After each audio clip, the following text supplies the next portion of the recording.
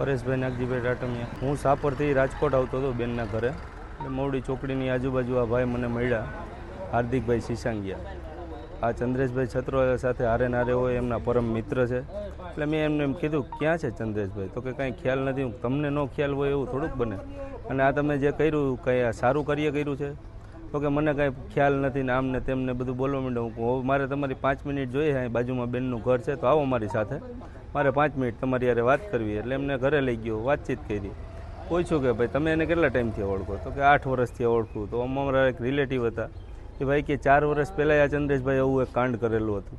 તો આ ભાઈ પાછું એવું બોલ્યા કે હાર્દિકભાઈ કે મને બધો એ ખ્યાલ જ છે. તો એને ખ્યાલ હતો.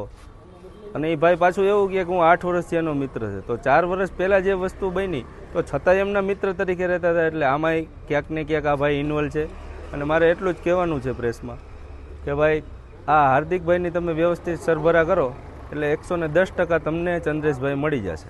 ઓછામાં ઓછું 2.5 કરોડ રૂપિયાનું ફુલેકું હતું, બરાબર છે. દીકરી તરફથી 15,000 રૂપિયા, દીકરા તરફથી 15,000 રૂપિયા. અને બે પાર્ટી પાસેથી પાસના પણ પૈસા લેવામાં આવ્યા હતા અલગથી, 2,000 રૂપિયા અલગથી લીધેલા હતા. અને કંઈ પણ પ્રકારની સુવિધા નહોતી. અમે વાતે ગાતે જાન લઈને માંડવે આવ્યા, પણ એ માયલું કંઈ હતું નહીં.